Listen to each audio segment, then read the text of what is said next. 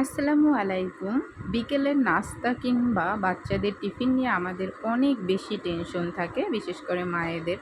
যে কি নাস্তা দিব, কোনটা খেলে বাচ্চারা পছন্দ করবে বা খাবে।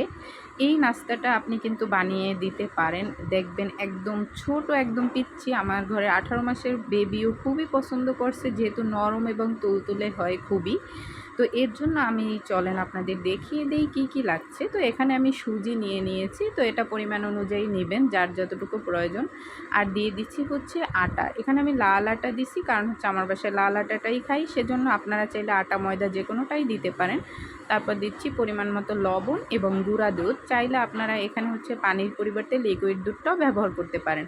আর দিয়ে দিচ্ছি চিনি, কারণ চিনিটা দিচ্ছি যেহেতু বাচ্চারা খাবে, সেহেতু অবশ্যই চিনিটা লাগবে, কারণ ওরা হচ্ছে মিষ্টি মিষ্টি পেলে খুব মজা নিয়ে খাবে। তারপর আমি এগুলোকে ভালো করে মিক্সিং করে নিচ্ছি, যাতে হচ্ছে গুঁড়াগুলো সব একত্র হয়ে যায়। তারপরে আমি পানি দিব। তো এখানে হচ্ছে আপনারা যদি গুঁড়া দুধ না দেন, সেক্ষেত্রে পানি ইউজ করার কোনো দরকার নেই, তাহলে লিকুইড দুধটা দিয়েই হচ্ছে এটা মাখিয়ে নেবেন।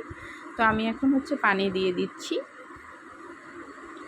আর আঠাটা হচ্ছে গিয়ে একদম বেশি আঠালো করা যাবে না, মানে মোটামুটি পাতলা রাখতে হবে। তারপর যেটা প্রয়োজন সেটা হচ্ছে ডিম। আমি এখন দিয়ে দিচ্ছি হচ্ছে একটা ডিম। তো ডিমটা হচ্ছে আপনারা চাইলে দিতেও পারেন, নাও দিতে পারেন, আবার কেউ চাইলে 2টা ডিমও দিতে পারেন। তো আমি যেহেতু এখানে পরিমাণে খুবই কম আটা নিয়ে মানে বেটারটা নিয়েছি, তো সেজন্য হচ্ছে আমি ডিমও একটাই দিলাম। এটা ভালো করে মিক্সিং করে নিব। যেহেতু আমি এক হাত দিয়ে ভিডিওটা করতেছিলাম আর এক হাত দিয়ে কাজ করতেছিলাম, যার কারণে ভিডিওটা এরকম ভালো হয়নি। আর দিয়ে দিচ্ছি হচ্ছে সামান্য পরিমাণে ঘি। ঘিটা বাসায় থাকলে দিতে পারেন অথবা নাও দিতে পারেন। তো ঘিটা জাস্ট একটু ফ্লেভারের জন্য। তো বেটারটা হচ্ছে আপনারা এভাবে করবেন, দেখতেই পাচ্ছেন ভিডিওতে যেরকম। এখন আমি হচ্ছে 5 মিনিটের জন্য একটা ঢাকনা দিয়ে ঢেকে রেখে দিব। তো কেউ চাইলে 10 মিনিটও রাখতে পারেন। তো আমার হাতে যেহেতু শর্ট টাইম বলেছি 10 মিনিটেই করব, তো সেজন্য আমি 5 মিনিট রেখে দিলাম। তো 5 মিনিট ঢাকনা দিয়ে ঢেকে রাখার পরে আমি হচ্ছে চুলায় এদিকে আমি আগেই একটা প্যান বসিয়ে রেখেছি এবং দেখতেছিলাম যে প্যানটা গরম হয়েছে কিনা। তো প্যানে হচ্ছে হালকা সামান্য পরিমাণে তেল দিয়ে একটু মোছা দিয়ে নেবেন, তাহলে হচ্ছে পিঠাটা খুব সুন্দরভাবে উঠে যাবে। এখন হচ্ছে গিয়ে বেটারটা দিয়ে দিবেন প্যানের ভিতরে। তো আমার এখানে বেটারটা ওইভাবে হচ্ছে গিয়ে মানে আরও একটু পাতলা করার দরকার ছিল, যেহেতু ঘন হয়েছে, তো সেজন্য পিঠাটা বেশি একটা ছড়ায়নি। আর যে কোনো পিঠারই হচ্ছে প্রথম পিঠাটা ওরকম সুন্দর হয় না। তো এখানে হচ্ছে প্রথম পিঠাটা ওইভাবে সুন্দর হয়নি, কিন্তু লাস্টে যতগুলো পিঠা বানাইছি খুবই সুন্দর হতেছিল। তো এটা কিন্তু এক ধরনের পাটিসাপটাও বলতে পারেন, যে সুজি দিয়ে পাটিসাপটা, অথবা হচ্ছে গিয়ে আপনার এটাকে বলা যায় হচ্ছে প্যানকেকের মতো, কিন্তু জাস্ট হচ্ছে গিয়ে ছোট ছোট করে দিয়ে তারপরে হচ্ছে বাচ্চাদের দিতে পারেন। তো আমি আবার হচ্ছে একটু পাটিসাপটার স্টাইলে একটু ভাজ করে দিয়েছি। তো এভাবে আমি এক এক করে সবগুলো বানাতেছিলাম।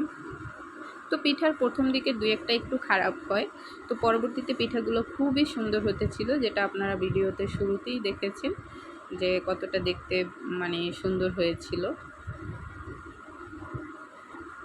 যাই হোক, এভাবে কিন্তু আপনারা বাসায় বাচ্চাদেরকে বানিয়ে দিতে পারেন, কারণ আমি হচ্ছে আমার বাচ্চাদের নাস্তা নিয়ে প্রত্যেকদিন একটা টেনশনে থাকি।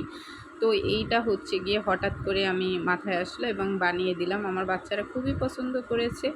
তো বাচ্চাদের টিচারও খুব পছন্দ করেছে, মানে সবাই বাসার পরিবারের যে কয়জন ছিল সবাই খুব পছন্দ করেছে। আর এটা হচ্ছে চালের গুঁড়া দিয়েও এভাবে করা যায়।